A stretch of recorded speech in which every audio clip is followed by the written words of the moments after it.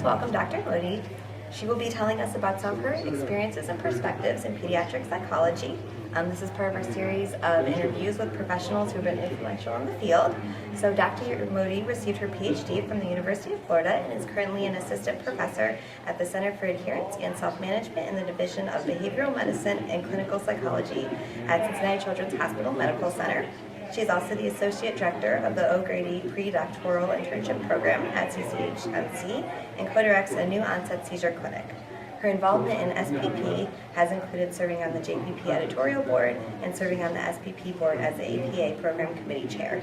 So thank you very much for taking time to talk to us today.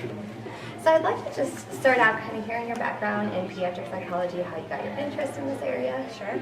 So I was an undergraduate student at Duke University and had this professor who did something with medicine and psychology, and that's all I knew, and I thought that was kind of interesting. I had originally thought about going into medical school, but then when I took my psychology classes, really kind of loved those and thought there has to be a way to bridge these two together, and then discovered the field of pediatric psychology. Her name was Kathy Gustafson, and so I took a class with her, and then my senior year asked her if she would mentor me on an honors thesis, a senior honors thesis, and that's how I sort of first got started. Okay, because you started getting involved in SCP right from undergrad, right? Yes, early. 1998, yeah. The year I graduated that I kind of discovered the field. And how did your interest develop, like that thing that you did for your honors thesis? Is that similar to your, adherence stuff and epilepsy stuff now, or? It's actually not, but my interest in health-related quality of life is what kind of got me started. So my senior thesis was looking at quality of life in asthma, in kids with asthma.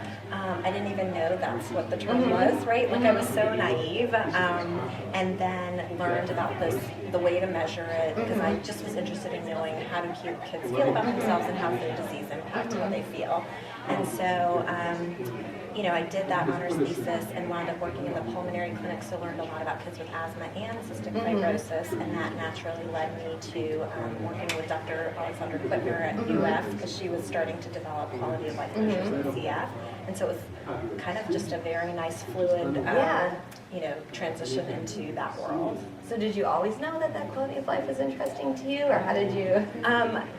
I like the concept, and so I think I was drawn to understanding what kids perceived about the impact of their disease on their daily lives, and I wasn't a measurement person. I remember in my interview with Alexandra, she said, well, this could be validation is really important, psychometric properties, and I was like, yeah, no, I'm not really interested in that. Right. And then my career has kind of taken off from the whole measurement side of quality of life, and so it's ironic, and she teases me about it quite often. And I remember you were in my office and said you had no interest in this, and I was like, okay, you're right, I do. Yeah.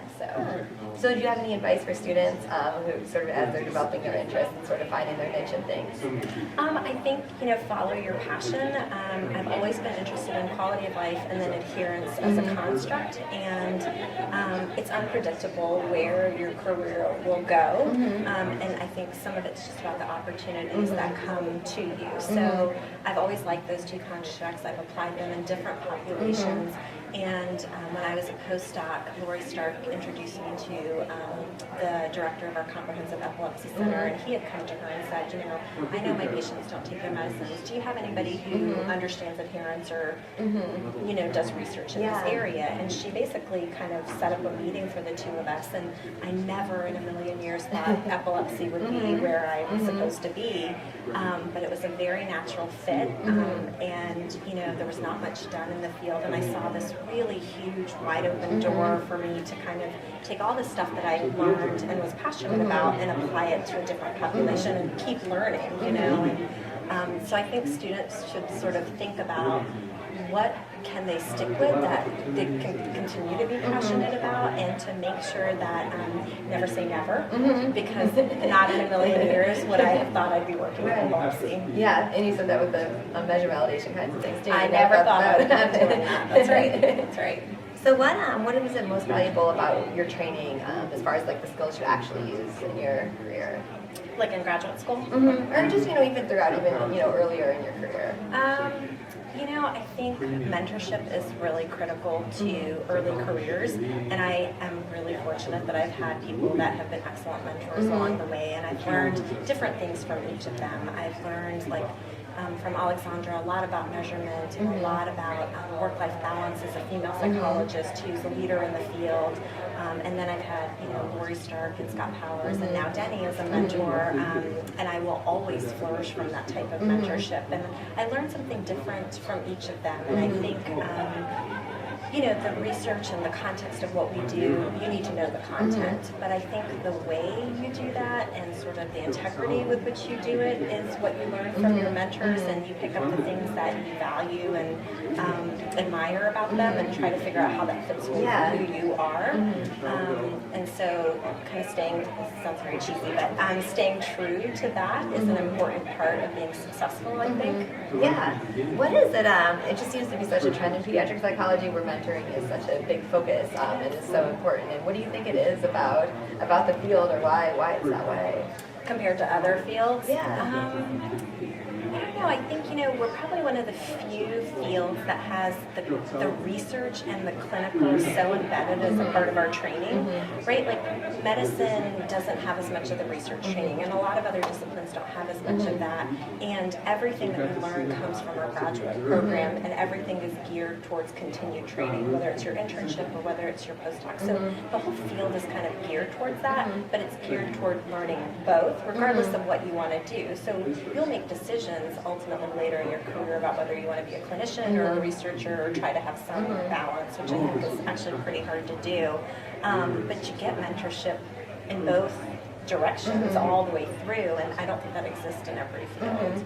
And I think we are lucky that we have great mentors who really want to do this, right? And so you have models for what good mentorship looks like, and so then you have people who come into those positions of mentorship, and they know what it's like because we've had great pioneers. So kind of giving back what you got. Yeah. You talked about the intertwinement of the research and the clinical and how that's kind of a challenge. How have you dealt with trying to keep those two things together? I got hired for a research position. I was really fortunate because the Center for Adherence started when I was starting my faculty position, so I got hired into that. But I've always felt it was really important to stay in the clinical realm to understand my population so that the research I do has clinical relevance, and that I'm not in an office making decisions and coming up with research questions without understanding what my patient population is like and really understanding what the day-to-day is for these families. And so I feel like for me, the choice was to continue doing some clinical work, even though I was 100% research, to better my research and to keep that clinical research sort of door open, and to do that in the context of training. So mentoring and training is really important to me, and so I wanted to teach the next generation of psychologists how to do this in a pediatric epilepsy clinic, because most training programs don't have pediatric epilepsy as a focus. That's such a neuropsych population. We don't have a lot of ped psych training in it, and so it was a balance of all those things: doing the research, learning, and then teaching in the context of the clinical work I was doing. And so for me, that was what worked. I don't think that is perfect for everybody, but for me, it's the way I wanted to do it. So do you work a lot with neuropsychologists, or what other disciplines? So our new onset seizure team is epileptologists, nurse practitioners that are specialists in epilepsy, nurses, a clinical pharmacist, social work, and then we do much more consultation-based work with neuropsych. So our kids who are having issues get referred for neuropsychological testing in my division. So, I don't work with them directly because that's much more consult-based, but the neuropsych reports come back and it helps us kind of redefine our goals for the kids and build on their strengths strengths and then make sure they have interventions for things that aren't going so well. Okay. What kinds of challenges come with working with that many different disciplines? I don't think so. I mean, I am very close to the neuropsychologists in my group, and so there's not a lot of challenges in working with them relative to. Was that the question? Yeah. No, I feel like we have great working relationships. Okay, so that's great because I just wondered because there's different terminology and different views and different perspectives on things. So trying to bring all of those together would be. I think being in one division, the perspective taking is there, right? So their recommendations are kind of based on knowing that there's a pediatric psychologist in the clinical setting, and Dr. Shannon Guilfoyle is our clinical lead and sees all the patients now, and I'm much more on the research side. And so they know that if they think that the patient has depression or anxiety, there's a person for them to see, right? So that's why the relationship is pretty good. Yeah, and that's really that clinical aspect of everything. Yeah. Everything coming together. So is this something, this trend of this interdisciplinary stuff, something you see happening even more as healthcare becomes more integrated? I can only speak from my children's experience, but it seems like more teams want psychologists involved in their care, and now it's our job to figure out how to make that feasible for clinicians who are held to a certain amount of billable hours. So for us, we use health and behavior codes quite a bit because we're seeing the patients for their epilepsy, and a lot of what we do is not billing for psychopathology, it's helping them manage their epilepsy, whether it's adherence or pill swallowing or adjustment to a new diagnosis. And so I think, as these interdisciplinary clinics form, that needs to be at the forefront of thinking about how you make it a sustainable, billable endeavor for the psychologist.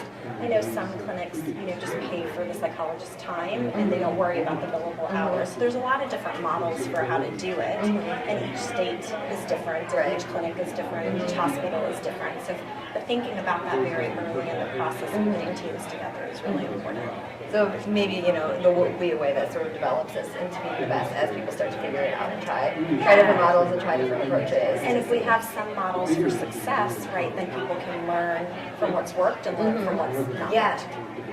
So in the area of hearing, there's been so much advancement recently. What's some of the, biggest strides, biggest accomplishments that you've seen recently?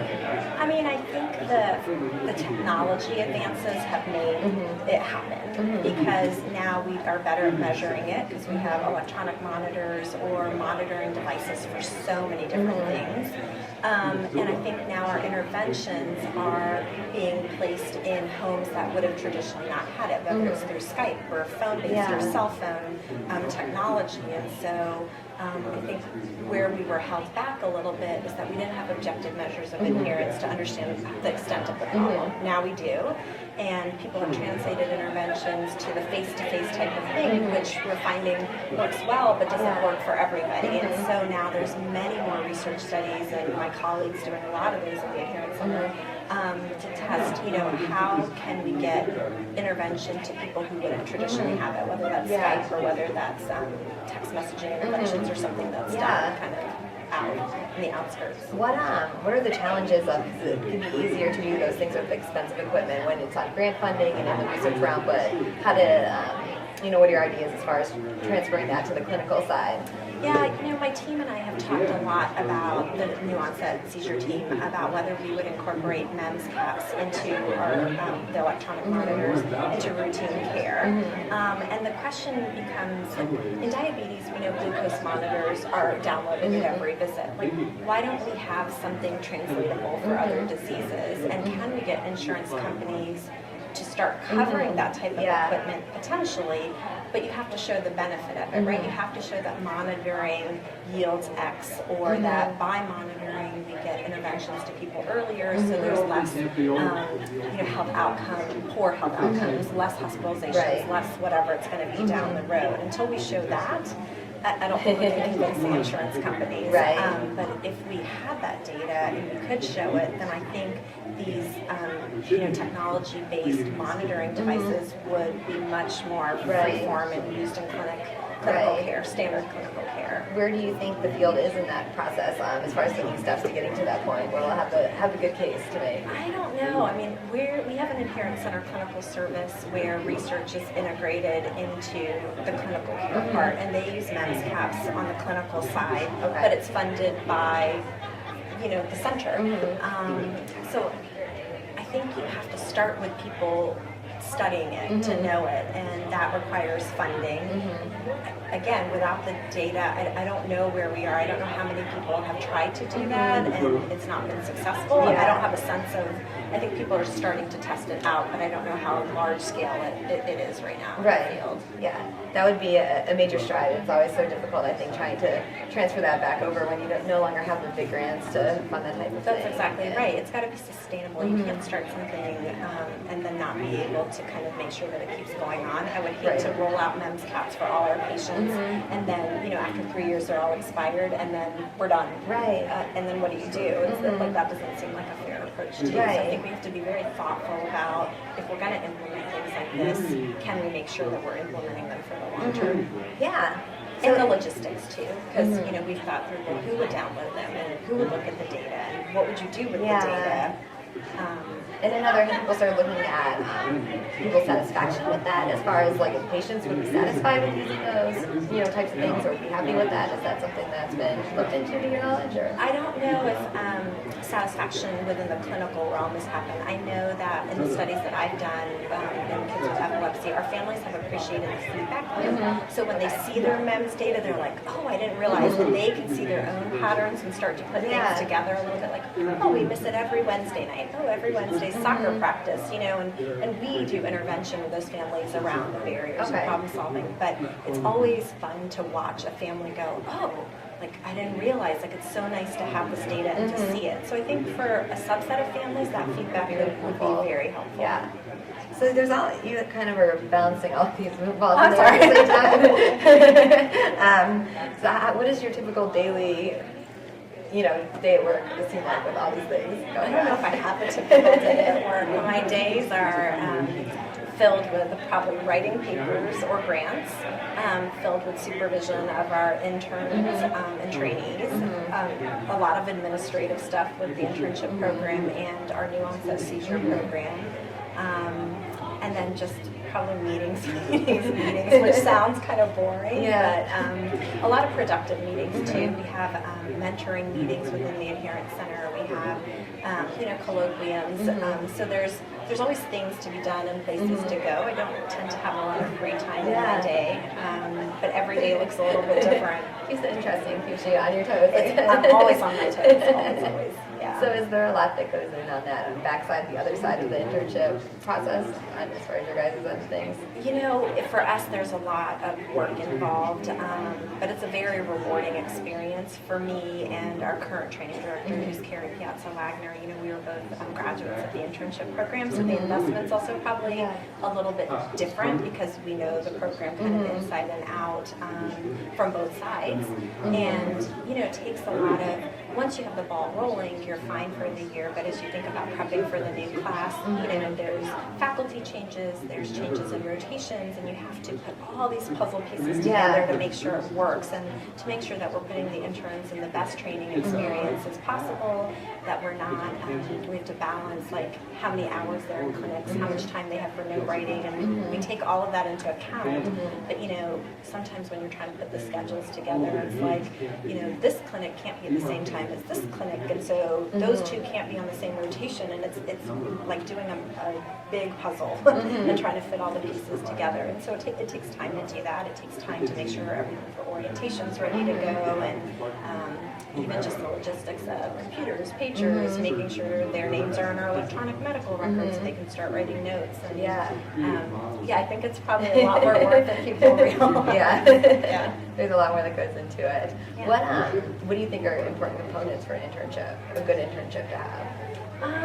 You know, there was a recent, I think, series of articles about training in pediatric psychology, and one of the articles, I think, was talking about the need to continue to have research in the clinical year, and our program does that, you know, at a smaller level, but you know, the main things is that you get a very good clinical training year, which means that for a pediatric psychology person, that you have an opportunity to do outpatient care with kids with pediatric conditions, that you get the chance to work with multidisciplinary teams and really get to see what it's like to be, you know, day in and day out within working with one group of people that's interdisciplinary, and how quickly and fast-paced that is. in a medical environment, that you get some assessment opportunities to understand the full breadth of how you would do assessment start to finish for kids with medical disorders. And then to make sure that we're doing professional development, teaching and didactics and ethics and diversity along the way too, in the context of all those training opportunities. And then I really like the piece of having research still be a part of that clinical year, if for nothing else, just to get new exposure, maybe to a new, research area that the student or the trainee doesn't have. And it gives more opportunities to get professional mentorship or mentorship from another person in the field. Do you see that concept of that protected research time taking off in other places, kind of starting to adopt that? Is that a shift that's starting to happen? Or I think I hear about more programs having that, the execution of that. I don't know how well it works. I know when students come in, they always want to know, is it really protected time? And I hope our interns say it is. We have it blocked on the schedule, and what you choose to do with that time is kind of up to you as a student. But I think more and more programs are, if they have the ability to provide the experience, are doing it. Not everybody has that though. So what advice do you have then for students as they're looking at different internships and going through all of the process? From an application standpoint, or what to look for? Or just, in general, what's important to look for, what's important to have, how to... Yeah, I think, our program looks for good, solid clinical training, and it doesn't necessarily have to be ped psych all the way, right? We would like people to have some experience with medical populations, but we really want people to have solid assessment skills, child psychology period. We want people to have good intervention skills, and that they've had some experience with a wide range of ages, not just adolescents or not just young kids. And you don't have to have a lot, but it's good to see that breadth of experience. Yeah. We love for people to be done with their dissertation, but that's just not possible all the time, because it allows the research component of our experience to be a little bit more rich. If you're not done with your dissertation, then we give you time to work on that, but that takes away from the rest of the research starting the new time. projects. Yeah, but overall, we're just looking for solid clinical training, and that comes from having both more on the breadth side, and then our internship is really much more on the depth side within the PEDS world. And it's, there's getting more and more strictly PEDS training opportunities. We think about, 20 years ago, there wasn't the case where there was many opportunities. So that's a major shift, I think. It is, and we very much are pleased when people have taken sort of that proactive approach to finding something. So even if your training program doesn't have PEDS embedded in it, if you took a little bit of extra time to go find some pediatric experience, even if it's shadowing, within a hospital close by, or doing anything, that goes a long way. Yeah, that fits with you were talking about earlier, looking towards the passion. So Yes. that is having passion. You have to have passion if you're doing that. So thinking over, we've talked a little bit about, some of these trends, and it's like, what do you think are important things moving forward for the field to do? I think the technology piece of it, which I mentioned before, is really important. I think if we don't embed it into the things that we're starting to do, we're going to be behind the eight ball. I think adolescents and kids have moved to that, right? Like there's a lot of studies that show kids and teenagers don't use email at all, right? They just are texting and are on their smartphones. And so if we don't develop things that cater to what they do naturally, I think we're going to be in trouble as a field. And I don't fear it, because I see all these posters and all the presentations that we've had so far are already incorporating that. But I think as a field we're going to have to move into that realm to make sure that what we deliver to help these kids is in their wheelhouse. If it's not, they're going to reject it, and it's not going to not work because the program wasn't good. It's not going to work because we didn't deliver it in the right way. How do you think? How do you do that? Like keep your feelers out there. How do you figure out what the kids want, or what they're using, or what they're doing? This goes back to what I was saying with staying in touch with your clinical population. If you work with these kids in clinic, you will see it, right? And we have noticed a complete uptake. Like the kids are on their cell phones while they're in the clinic visit, and what's important to them and what's not, and. So I think part of it is you just have to talk to the patients, and you just have to observe. I mean, we're a field that does really good in observation, right? You just have to observe what's going on. So even if I want to develop an adolescent intervention to improve adherence, I don't think I can do it without incorporating text messaging or some type of technology in it. Yeah. And I know this because every adolescent that comes through the door in our clinic has a cell phone on their hip, right? Right, and right. So if you weren't in there doing that clinical aspect, you wouldn't. I'm you not wouldn't sure know I would that. see You wouldn't it. have that. Yeah, I'm not sure I would see it. Is that something that you think, is a kind of a Pete-psych thing to have that strong integration? Is that something throughout psychology as a whole, or? I don't know. I don't know the answer to that. I mean, I know my colleagues equally respect understanding the clinical side of things and the research side and having those two things be embedded. They're not separate. They're all in one. So I'm surrounded by people who think that way, so I don't know what everybody else thinks. What's going on elsewhere out there? Yeah. Well, thank you so much for time with us. Is there anything else, any of your other experiences you'd like to share? Or? No, I think you've asked me everything. Kind of full breadth of everything. Yeah. Well, thank you so much. You're welcome.